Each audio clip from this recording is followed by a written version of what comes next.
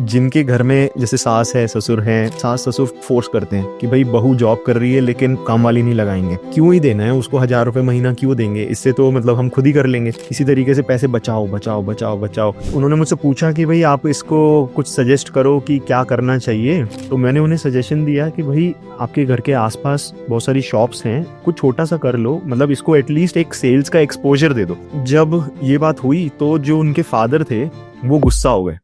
मैं ये देख रहा हूँ कि बच्चे खड़े हुए हैं, कभी जो है होममेड पाए बना के बेच रहे हैं, क्राफ्ट पेपर से कभी जो है कुछ बना दिया। बेचते भी ऐसा नहीं है कि बहुत पैसे कमा रहे हैं, लेकिन उनके पेरेंट्स उन्हें ये पुश कर रहे हैं कि भाई आप जो है एटलीस्ट जाओ और ये देखो कि आप बेच पा रहे हो या नहीं बेच पा रहे हो। आई डोंट नो किसी ने आपने खेला है या नहीं, लेकिन उसमें बेसिकली पूरे लाइफ के इवेंट्स होते हैं। मनी का जो माइंडसेट है या जो गेम ऑफ मनी है ना, वो अपने आप ही समझ में आ जाता है। वहां पे जब वो प्रैक्टिकली वो कोशिश कर रहा है मैं ज्यादा से ज्यादा पैसे कमा लूं, ज्यादा से ज्यादा एसेट्स बना लो, तो जितने भी बड़े बड़े एक्टर्स होते हैं, इवन तो उनके अपने प्रोडक्शन हाउसेज हैं, वो पहली पिक्चर हमेशा कभी भी अपनी लॉन्च नहीं करते। वो हमेशा दूसरे से या तो लॉन्च करवाते हैं या तो फिर दूसरे के अंडर एक असिस्टेंट डायरेक्टर कह लो या किसी छोटी पोस्ट पर पे उन्हें काम पे लगा देते हैं कि भाई ये जाओ 4-5 साल तक सीखो, कोई प्रॉब्लम नहीं है। अगर हमने अपने बच्चे को सही तरीके से ग्रूम नहीं करा तो फिर मतलब गड़बड़ हो जाएगी।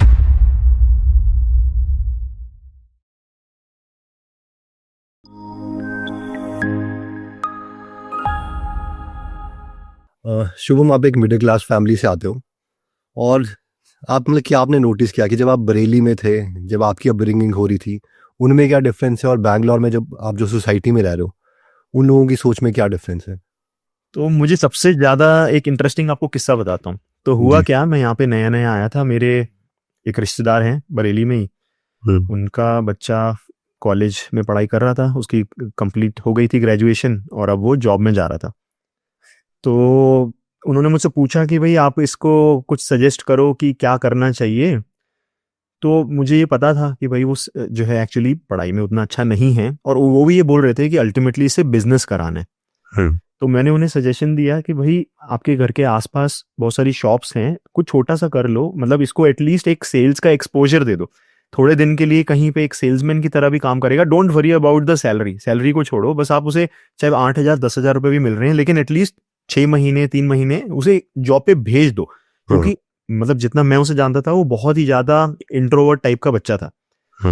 तो जब ये बात हुई तो जो उनके फादर थे वो गुस्सा हो गए कि भाई मेरा बेटा ऐसी छोटी जॉब कैसे करेगा, हमारे आसपास के रिश्तेदारों को पता चल जाएगा, हमारी बेइज्जती कराएगा ये लड़का, और किसी ने देख लिया कि यहाँ पे सेलमैन की जॉब कर रहा है तो कैसा लगेगा, पूरी गली में मोहल्ले में हमारी नाक कट जाएगी।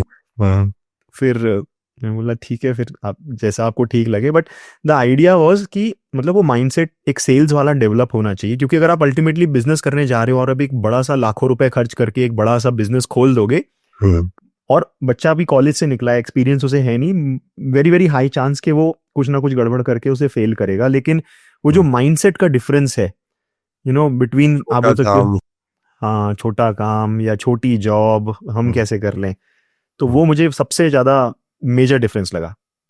यहाँ पे जो लोग हैं वो शर्माते नहीं है, जबकि मार्केटिंग में भी अगर आप देखो तो लोग बोलते हैं जो 1-to-1 कोल्ड सेल्स कर सकता है और उसके बाद वो मार्केटिंग सीखता है, आई थिंक वो मतलब बहुत ही अच्छा मतलब बिजनेसमैन बनता है इवेंचुअली। अब मैं आपको इसी का एक एग्जांपल बताता हूँ बैंगलोर का। तो मैं यहाँ पे नया नया आया, इस अपार्टमेंट में जहाँ पे मैं रहता हूँ यहाँ पे मूव हुआ, यहाँ पे ज्यादातर रिच लोग रहते हैं। अब मैं ये देख रहा हूँ कि हर 3-4 दिन में नीचे क्लब हाउस के पास बच्चे खड़े हुए हैं, कभी जो है चॉकलेट पाए घर पे होममेड पाए बना के बेच रहे हैं। इनफैक्ट कई बार तो आप ऐसे देखो कि वो पेपर से, क्राफ्ट पेपर से कभी जो है कुछ बना दिया कागज का, वो बना के डेकोरेशन का बना दिया, वो बेच रहे हैं। और क्या क्यों बेच रहे हैं, और बेचते भी ऐसा नहीं है कि बहुत पैसे कमा रहे हैं, 10 रुपए 20 रुपए 50 रुपए का बेच रहे होते हैं, एंड मोस्ट लाइकली लॉस ही कर रहे होते हैं। लेकिन उनके पेरेंट्स उन्हें ये पुश कर रहे हैं कि भाई आप जो है एटलीस्ट जाओ और ये देखो कि आप बेच पा रहे हो या नहीं बेच पा रहे हो।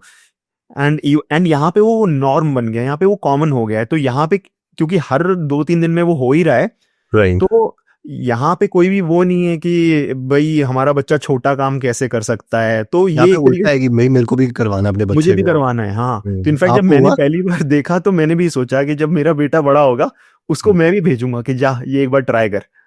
यहाँ पे भी बहुत कॉमन है कि जो स्टॉल्स वगैरह हैं वहाँ पे आएंगे और वो प्रॉपर पैकेजिंग के साथ, मतलब घर वाले इतनी मेहनत कर रहे हैं कि नानी क्रीम और इतना अच्छी पैकेजिंग, पूरा उनका स्टॉल बना के हाँ हाँ हाँ बच्चे हाँ प्लान बना रहे हैं, माँ बाप मार्केटिंग कर रहे हैं कि, और सारे व्हाट्सएप ग्रुप में भेज रहे हैं। हाँ हाँ हाँ हाँ। बहुत ज़्यादा है। पूरी टीम बना के 4-5 बच्चे हैं, एक सेल्स देख रहा है, एक जा के लोगों को आओ आओ आओ कर रहा है, एक सामान दे रहा है, तो पूरा टीम वर्क भी हो रहा है उनका साथ साथ में। एक्चुअली मैंने इनके साथ भी पॉडकास्ट किया था, अंकुर वारिकू के साथ, तो वो भी बता रहे थे कि पिछले साल जैसे उनका दिवाली का होता है, उस टाइम पे उन्होंने अपने बेटे से करवाया, एक स्टॉल खुलवाया, फिर उसको बोला दोबारा से अब तू चेंज कर, मार्केटिंग प्लान इस बार बना, पिछली बार से ज़्यादा पैसे कमा और तू पूरा हाँ हैंडल कर। हर हाँ, कोई मतलब एकदम ऑपोजिट लगा हुआ है, और वहाँ पे बिल्कुल अलग है कि हम नहीं करेंगे। वो लॉन्ग टर्म विजन है, वो कहीं ना कहीं हम मतलब मिसिंग है उस करेक्ट करेक्ट, mindset में। बिल्कुल। आप में से जितने भी लोग हैं जिन्हें स्टॉक मार्केट इन्वेस्टिंग में इंटरेस्ट है, उनके लिए एक छोटा सा अपडेट है कि जो शुभम है वो संडे को एक वेबिनार कर रहे हैं।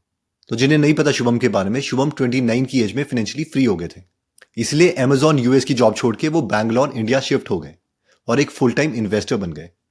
तो अगर आप इस वेबिनार में इंटरेस्टेड हैं और शुभम के एक्सपीरियंस से सीखना चाहते हैं, तो इसके लिए आप डिस्क्रिप्शन में दिए गए लिंक से वेबिनार के लिए रजिस्टर कर सकते हैं। और जैसे ही आप वेबिनार के लिए रजिस्टर करते हो, you will get a free short course on your WhatsApp कि जो स्टॉक प्राइस है किसी भी कंपनी का, वो इंक्रीज या डिक्रीज कैसे होता है, प्लस अ कैलकुलेटर जो शुभम यूज करते थे जब वो अपनी फाइनेंशियली फ्री की जर्नी में थे। इसके साथ साथ जब आप संडे को वेबिनार ज्वाइन करोगे तो you will also get a free gift there. हम एक वेबिनार में मैक्सिमम 400 लोगों को एक्सेप्ट करते हैं। अगर इस वीक का वेबिनार आप मिस करते हैं तो आपको अगले हफ्ते तक वेट करना पड़ेगा। शुभम, और क्या नोटिस किया आपने?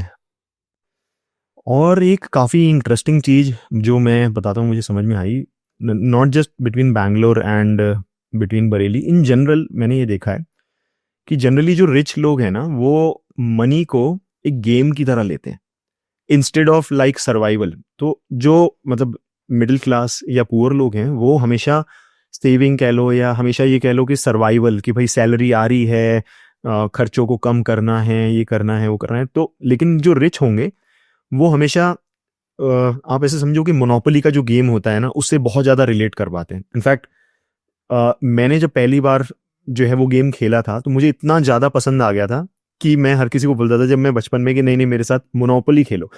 एंड उस टाइम पे अकल नहीं थी, लेकिन अब धीरे धीरे जब जैसे जैसे बड़ा हुआ ना तो ये समझ में आया कि यार ये एक्चुअली रियल गेम लाइफ का ही है। It is not just a game on the board. In fact एक गेम और है, it is called the game of life. I don't know किसी ने आपने खेला है या नहीं, लेकिन उसमें बेसिकली पूरे लाइफ के इवेंट्स होते हैं and basically it's a kind of monopoly plus other life events. तो है बोर्ड गेम ही, लेकिन अगर आप जैसे बच्चों के साथ वो वाले गेम्स खेलो, मोनोपोली हो गया या कटान हो गया या फिर गेम ऑफ लाइफ हो गया, तो कहीं ना कहीं जो एक मनी का जो माइंडसेट है या जो गेम ऑफ मनी है ना, वो अपने आप ही समझ में आ जाता है। उसमें क्या है कि आपको बिल्डिंग बनानी है, आपको कभी होटल बनाना है, कभी आपको कुछ और खरीदना है, आपने लैंड खरीद ली, आपको टैक्स भरने हैं। तो ऐसे आप कॉन्सेप्ट अगर आप समझाओगे तो आप कितना अच्छा समझा लोगे। लेकिन वहां पे जब वो प्रैक्टिकली वो कोशिश कर रहा है मैं ज्यादा से ज्यादा पैसे कमा लूं, ज्यादा से ज्यादा एसेट्स बना लूं, तो वो जो आप जैसे वो रॉबर्ट कियोसाकी की जो बुक है ना, वो 2 बार खेलने पे अपने आप समझ में आ जाएगी कि एसेट लाइबिलिटी में क्या डिफरेंस होता है, एसेट के क्या फायदे होते हैं। शुरू में भाई यॉच खरीद लूंगा तो क्या होगा, क्योंकि उस गेम में अल्टीमेटली यही सभी हो रहा होता है। आई थिंक इनकी गेम भी है रॉबर्ट कियोसाकी की, जो रिच डैड पुअर डैड है, कैश फ्लो। तो वो फ्री भी है, ऑनलाइन वो वेब में खेल सकते हैं, वो उसी को सिमुलेट किया हुआ है। तो उसके अंदर एक है कि जब आप रैट रेस के अंदर होते हो, बार बार कभी आपकी बोट टूट रही है, कभी आपने गॉगल्स कर ली, कभी बच्चे के ब्रेसेस हैं, कभी टैक्सेस हैं, और आप डील्स कर रहे होते हो बार बार रियल एस्टेट की। लेकिन एक बार जब आप फास्ट ट्रैक में आ जाते हो और पहली बार वो जो फीलिंग आती है ना, वो गेम जीत के ऐसा लगता है सच में फाइनेंशियली फ्री हो गए। तो फिर वो अलग ही रेस पे चल पड़ता है कि मतलब अब आपको पैसे का है ही नहीं है, अब आप बस डील्स कर रहे हो कि ऐसे ये लेना है कि नहीं लेना है, इस पे इतना कैश फ्लो, इस पे इतना कैश फ्लो है। और वो कंपाउंडिंग बहुत ही मतलब तेज हो एंड जाता है। जब आप एक्चुअली में रिच हो जाते हो तो आपका जो सर्वाइवल इंस्टिंक्ट है वो खत्म हो जाता है कि हाँ सर्वाइवल तो टेकन केयर ऑफ हो गया, कि भाई अब ये गेम है, मैं ज्यादा से ज्यादा मैक्सिमाइज कैसे करूं, कैसे मैं आरओआई को बढ़ाऊं, एडिशनल पैसे को कहाँ पे इन्वेस्ट करूं। और वो जब मिडिल क्लास है ना, क्योंकि वो लोग एक्सपीरियंस नहीं कर रहे हैं उसको, तो वो अपने बच्चों को भी नहीं सिखाते, लेकिन एटलीस्ट उनको ये गेम जरूर सिखाना चाहिए कि कैसे खेला जाता है, ताकि एटलीस्ट उन्हें पता हो कि जब टाइम आएगा तो हमें क्या करना है। शुभम, और क्या पैटर्न नोटिस किया आपने? मैं एक आपको बहुत ही कॉमन पैटर्न बताता हूँ, और वो ये है कि जो रिच लोग होते हैं ना, वो जनरली अपने नेटवर्क को अपने नेटवर्थ से ज़्यादा इम्पोर्टेंस देते हैं। तो काफ़ी बार, जैसे मैं आपको रियल एग्जांपल बताता हूँ, जैसे फॉर एग्जांपल मेरे एक रिश्तेदार हैं, उनकी फैक्ट्री है, कपड़े की फैक्ट्री है। तो जनरली अगर आप देखो तो पहले क्या होता था कि भैया पता है बच्चा बड़ा होगा, यहीं फैक्ट्री में बैठना है, सीधा मालिक बनेगा। लेकिन आजकल जो नई जनरेशन है उनको ये समझ में आ रहा है धीरे धीरे कि भाई अगर हमने अपने बच्चे को सही तरीके से ग्रूम नहीं करा तो फिर मतलब गड़बड़ हो जाएगी, अल्टीमेटली डुबा देगा ये। तो ये लोग क्या करते हैं कि अपनी फैक्ट्री में वर्कर लगाएंगे तो बेइज्जती होगी कि भाई सीधा सीधा अपनी फैक्ट्री में वर्कर की तरह या उसकी तरह काम करना है। तो जैसे मैं बताता हूँ, मेरे एक रिश्तेदार हैं, उन्होंने क्या किया कि अपने जानने वाले को बोला कि इसे हायर कर लो। तो उसको वहां पे हायर करवा दिया, आराम से उसने 2-3 साल एक्सपीरियंस लिया, उसे फैक्ट्री का एक एक चीज समझ में आ गया, अपनी फैक्ट्री की बजाय लेकिन दूसरी फैक्ट्री में। और उसके बाद फिर जो है जब वो बाहर आया देन काइंड ऑफ वो इस फैक्ट्री का सीधा सीईओ बना। तो एंड नॉट जस्ट दैट, अगर आप फिल्म इंडस्ट्री में भी देखोगे तो जितने भी बड़े बड़े एक्टर्स होते हैं, इवन तो उनके अपने प्रोडक्शन हाउसेज हैं, वो पहली पिक्चर हमेशा कभी भी अपनी लॉन्च नहीं करते, वो हमेशा दूसरे से या तो लॉन्च करवाते हैं या तो फिर दूसरे के अंडर एक असिस्टेंट डायरेक्टर कह लो या किसी छोटी पोस्ट पर पे उन्हें काम पे लगा देते हैं कि भैया जाओ 4-5 साल तक सीखो, कोई प्रॉब्लम नहीं है। और खुद सिखाने में वही इशू आता है कि भाई आप काफी बार क्योंकि मतलब बाप बेटे का या माँ और बच्चे का रिलेशन है, तो सब चीजें जो है आप उस तरीके से कम्युनिकेट नहीं कर सकते जैसा कि होना चाहिए, आप उतने स्ट्रिक्ट नहीं हो पा रहे हो या जैसा भी है। तो इसीलिए वो बेस्ट है कि जा भाई आराम से अपने नेटवर्क का यूज करो और उसे दूसरी जगह पर काम पे लगा दो। हालांकि इससे मेरे को एक चाणक्य का कोट भी याद आ रहा है। तो उन्होंने बोला था कि जो पैसे हैं उससे फ्रेंड्स बनाए जा सकते हैं और फ्रेंड से पैसे बनाए जा सकते हैं। तो ये वो जो सर्कल है वो मतलब घूमता रहता है। और कहीं ना कहीं ये भी है ना कि अगर आपके नेटवर्क वैसा है तो बहुत बार आपके जो क्लाइंट्स हैं, आपकी जो सर्विसेज हैं, वो उसी नेटवर्क में आप दिए जा रहे हो। तो वो जो रिच लोग हैं वो आपस में एक दूसरे को रिच करे जा रहे हैं, दूसरे को मौका नहीं मिल रहा। खासकर B2B में तो बहुत ज्यादा ये मतलब मैटर करता है कि नेटवर्क जो है वो that is more important. 100%। In fact अगर कोई भी स्टार्टअप है, मतलब आप जनरली देखो जो लोग भी स्टार्टअप्स कर रहे हैं, हम लोग कितना कोल्ड कॉलिंग करते हैं रैंडम किसी भी बंदे को। जैसे अगर आप भी ले लो, अगर आपको पॉडकास्ट करना है तो आप अगर हिचकिचाओगे, जैसे मतलब मुझे याद है जब मैं बरेली में रहता था, जब मैं छोटा था, तो अगर मुझे कुछ हेल्प चाहिए तो मैं 50 बार सोचता था इसे मैं कॉल करूं कि ना करूं, क्या सोचेगा मेरे बारे में, कैसा लगेगा, चलो रहने देता हूं, मैं खुद ही ढूंढ लेता हूं यहाँ वहाँ। लेकिन जो लोग काइंड ऑफ इस नेटवर्क को समझते हैं, उसकी वैल्यू को समझते हैं, अरे ज्यादा से ज्यादा क्या करेगा, 2 गाली देके भगा देगा ना, कोई बात नहीं, ठीक है। इतने लोगों को रैंडमली भाई, अब जैसे अभी मैं बात करूं, अगर मुझे कोई पर्टिकुलर सेक्टर में किसी चीज की जरूरत है, तो अगर मुझे पता चल गया ये बंदा इस सेक्टर का है, मैं सीधा उठा करके उसे कॉल कर दूंगा या सीधा उठा करके उसे मैसेज कर दूंगा, ठीक है। जो भी होगा, नहीं हेल्प करनी होगी मना कर देगा और क्या करेगा। और वो चीज शुरू में मतलब क्योंकि इंडियंस में ना, हम लोगों में कहीं ना कहीं वो सेल्फ रिस्पेक्ट कह लो या वो चीज भी बहुत ज्यादा रहती है कि समाज क्या सोचेगा, या वो देगा या नहीं करेगा, तो फिर हम नहीं ट्राई करते। तो वो एक काफी मेजर डिफरेंस है मुझे लगता है। इसमें जो एक और चीज़ मैंने नोटिस करी है वो ये कि खासकर बिजनेस वाली साइड में क्या करते हैं कि वो बस मुझे हेल्प चाहिए, बेशक बाद में ही चाहिए होगी या नहीं भी चाहिए, तो भी मैं जो कोई मुझे रिक्वेस्ट करेगा तो मैं उसको फटाफट हेल्प कर दूंगा। तो वो जो रेसिप्रोसिटी है ना, वो उसको बना के रखते हैं कि तो इसकी हेल्प कर दी, इसको ये चाहिए था, अच्छा मैंने कनेक्ट करवा दिया, और जब उसको चाहिए होगी हेल्प तो फटाफट उसको मिल जाएगी। और ये करते रहते हैं वो। सही कह रहे हो। ये बात आपने बिल्कुल सही कही। तो मतलब मैंने पर्सनली भी ऐसा देखा है बहुत लोगों को करते हुए कि बस हेल्प करते रहो। आई थिंक इसमें मैं एग्जांपल लेना चाहूँगा, ये जो अमन के साथ हमने पॉडकास्ट किया था, तो वो बहुत ज़्यादा एक्टिव है इसमें कि वो रेसिप्रोसिटी कनेक्ट करने के लिए, तो और किसी से कनेक्ट करवाना है तो फटाफट कनेक्ट करवा देंगे। तो एक बार ऐसी कुछ डिस्कस करना था तो उन्होंने अनअकैडमी के फाउंडर से मेरे को कनेक्ट करवा दिया। फटाफट एकदम करके, एक से दूसरे में उसमें अपने उसमें रहते हैं। उनका IIT बॉम्बे का भी एक है। तो ये लोग मतलब बहुत ज़्यादा उसमें हैं। एंड इवेंचुअली अगर कुछ ऐसा होता है तो मतलब I will also try to help, कि मैं कैसे हेल्प कर सकता हूँ। राइट। शुभ टाइम को भी बहुत ज़्यादा वैल्यू करते हैं, तो इसमें क्या एक्सपीरियंस है आपका? तो मतलब आपने खुद ही देखा होगा, खासकर जितने भी जैसे जॉइंट फैमिलीज वगैरह हैं, वो लोग इस बात से बहुत ज़्यादा रिलेट कर पाएंगे। तो जिनके घर में जैसे सास है, ससुर है, साथ में खुद भी साथ में रह रहे हैं, तो काफ़ी बार जो है सास ससुर फोर्स करते हैं कि भाई बहू जॉब कर रही है लेकिन काम वाली नहीं लगाएंगे, जाने से पहले बर्तन भी खुद धोएगी, आके मतलब झाड़ू पोछा करके जाएगी, घर घर के काम भी देखेगी, बाहर के, और मतलब द माइंडसेट इज नॉट कि बहू से ज्यादा काम कराया जाए। द माइंडसेट उनका ये रहता है कि काइंड ऑफ वो जो सेविंग माइंडसेट है कि भाई खर्चा नहीं करना, किसी तरीके से पैसे बचाओ बचाओ बचाओ बचाओ, क्यों ही देना है उसको 1,000 रुपए महीना, क्यों देंगे, इससे तो मतलब हम खुद ही कर लेंगे। तो ये एक माइंडसेट बन जाता है कि भाई हम टाइम की वैल्यू नहीं है कुछ भी, टाइम तो मतलब आ जाएगा, टाइम की कोई प्रॉब्लम नहीं है, पैसे की वैल्यू है, तो money is more important then time. Whereas अगर आप जो रिच लोग हैं उनका माइंडसेट एग्जैक्टली ऑपोजिट रहता है, वो हमेशा क्या बोलते हैं, time is important, more important then money. और इनफैक्ट वो हर काम में ये जस्टिफाई करने की कोशिश करेंगे कि ये काम मुझे क्यों नहीं करना है, कोई भी काम होगा इसे मैं आउटसोर्स कर सकता हूं तो मैं करूंगा, क्यों, क्योंकि मेरी जो इनकम है या जो भी अगर मैं देखूं तो मेरा 1 मिनट या 1 घंटे का टाइम कितना वैल्यूएबल है, राइट। अगर मैं 1 घंटे में 10,000 रुपए कमा रहा हूँ या 1 लाख रुपए कमा रहा हूँ या 10 लाख रुपए कमा रहा हूँ, जो भी है, अगर मैं किसी को महीने के 5,000 10,000 20,000 दे करके वो काम आउटसोर्स कर सकता हूँ, तो मैं अपने घंटे बचाना चाहूंगा और अपने एक्टिव बिजनेस में या जो भी मैं काम कर रहा हूँ उसे और प्रोडक्टिव बनाऊंगा, ताकि अपनी इनकम को बढ़ा सकूं, रादर देन बस हमेशा वो सेविंग वाला माइंडसेट लेके कि आउटसोर्स नहीं करूंगा। आई थिंक इसलिए रैट रेस से निकालना भी बड़ा मुश्किल हो जाता है, क्योंकि आप एक तो फोकस गलत जगह कर रहे हो, एक्सपेंसेस जो हैं उसको कम करने की कोशिश कर रहे हो, फिर उसको टाइम से कर रहे हो जिसकी कैप है एक। बिल्कुल बिल्कुल। इनफैक्ट ये जो माइंडसेट है ना, ये डेवलप करने में भी बहुत टाइम लगता है। तो मैं अपनी बात करता हूँ पर्सनली, जब जैसे कोई नया स्टार्टअप फाउंडर है जिसने पहला स्टार्टअप फाउंड जब किया है, तो मोस्ट ऑफ द टाइम अगर वो मिडिल क्लास से आ रहा है, उसके मन में वो चीज नहीं आती है कि मैं आउटसोर्स कर दूं। उसे लगता है कोडिंग भी मैं खुद कर लेता हूँ, मार्केटिंग भी मैं खुद कर लेता हूँ, सेल्स भी मैं कर लूंगा, कस्टमर केयर को तो मैं देख ही लूंगा, ठीक है, और जो भी काम है वो भी मैं ही कर लूंगा। तो कहीं ना कहीं वो जो आउटसोर्सिंग वाली चीज है, अच्छा इनफैक्ट मैं आपको बताता हूँ, जिसका मतलब एक बंदे को मैं जानता हूँ, सेम 2 लोगों ने बिजनेस शुरू करा, एक बंदे ने शुरू में अपफ्रंट खर्चा कर दिया और दूसरे वाले ने बोला कि मैं 0 से शुरू करूंगा और मैं सब कुछ खुद करूंगा।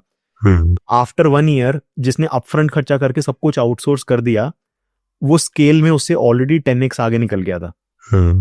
और इस वजह से जो बी बंदा था जो सोच रहा था मैं सब कुछ खुद करूंगा, मैं सब कुछ खुद करूंगा, तो इवन दो फर्स्ट ईयर में उसे लॉस हुआ क्योंकि उसने पहले एम्प्लॉइज का खर्चा कर दिया, और दूसरा वाला बोला कि मैं कैश फ्लो से खर्चा करूंगा, पहले कमाऊंगा उसे ही लगाऊंगा, पहले कमाऊंगा। वो जो माइंडसेट है ना कि भाई टाइम इज मोर इम्पोर्टेंट, मुझे मार्केट में जल्दी पहुंचना है, उतने में वो पहला जो ए वाला बंदा था वो पूरी मार्केट को ही खा गया, तो वो बी का बिजनेस ही वाइबल नहीं हो पाया। तो ये इस टाइप की एग्जांपल्स काफी फ्रीक्वेंटली देखने को मिलते हैं। ये है कि बहुत ज्यादा मुश्किल है ये चेंज करना, खासकर हम जैसे लोगों के लिए जो पहले उस माइंडसेट में आए हैं और फिर बाद में शिफ्ट करें। तो मतलब वो होता नहीं है कि मतलब समझते हैं हम इंटेलेक्चुअली, बट इमोशनली वो जो स्विच है वो कई बार 3-3 4-4 साल ले लेता है। फिर जाता है and then you understand the game, फिर एम्प्लीफिकेशन आती है। ट्रू, सही बात है। ठीक है शुभम, एक बार मैं समराइज कर देता हूँ। तो हमने सबसे पहले बात करी थी कि जो जैसे आपने सेल्स वाला एग्जांपल लिया था कि जब आपने अपने रिलेटिव को रेकमेंड किया, तो वो कहीं ना कहीं हमें रहता है छोटी जॉब है, उसका जो लॉन्ग टर्म इम्पैक्ट है उस पर्टिकुलर स्किल का वो कितना एम्पलीफाई हो सकता है, वो एक मिडिल क्लास आई थिंक हम नहीं समझ पाते। सेकंड, टाइम के बारे में हमने बात करी कि जो टाइम है हम बोलते हैं टाइम से हम खरीदेंगे बाकी चीज़ें, जबकि जो दूसरा इंसान है कि यार पैसे देके मैं टाइम खरीदूंगा और उसको फिर मैं ठीक जगह पे फोकस करूंगा। फिर आई थिंक हमने बात करी थी कि money made is equal to income minus expense, और हम सारे के सारे जो एक्सपेंस पे हम फोकस करते हैं। रिसेंटली मैं जेफ बेजोस का इंटरव्यू भी देखा था, तो उसने बात करी कि यार यूएस की जो डेट है उसको कम करने का मत सोचो, तुम उसके बजाय जीडीपी को इंक्रीज करने का सोचो, that will be a good idea. जो कि मेरे लिए आई ओपनिंग था कि यार ये बात ही नहीं कर रहा उसके बारे में। वाह, इनफैक्ट आप देखो कि सारे के सारे चाहे इलॉन मस्क हो या ये हो, सब डेट को कम करने पे लगे पड़े हैं, और ट्रम्प तो खैर मतलब उससे तो क्या ही एक्सपेक्ट करेंगे, बट ठीक है। तो but you are absolutely right, I think much better idea as compare to other people. First to quantify भी क्या था कि इतने % से आप करोगे इंक्रीज, तो आप इतने साल में हो जाओगे, तो वो मत सोचो। और फाइनली हमने बात करी थी गेम्स का कि आई थिंक कई गेम्स हैं जो काफ़ी रियल लाइफ को सिमुलेट करती है, और जितने भी मैंने आज तक देखे हैं मास्टरमाइंड्स, मतलब जो भी मेरे को लगता है कि जिनको मैं एडमायर भी करता हूँ, चाहे वो इलॉन मस्क हो, रीड हॉफमैन हो, या फिर जेफ बेजोस, सबने ये गेम खेली है, जो मोनोपोली या फिर ये जो कटान, गेम ऑफ लाइफ, या जो भी उस तरीके की बहुत सारी गेम खेली है, और वो कहीं ना कहीं उनके दिमाग में बैठी होती है कि यार मेरे को ये ऐसे गेम खेलनी है। ठीक है शुभम, मिलते हैं दोबारा नेक्स्ट वीडियो में। जय हिंद, थैंक यू। ओके, तो इस संडे का वेबिनार ज्वाइन करने का लिंक हमने डिस्क्रिप्शन और फर्स्ट कमेंट में दे दिया है। सी यू इन द वेबिनार।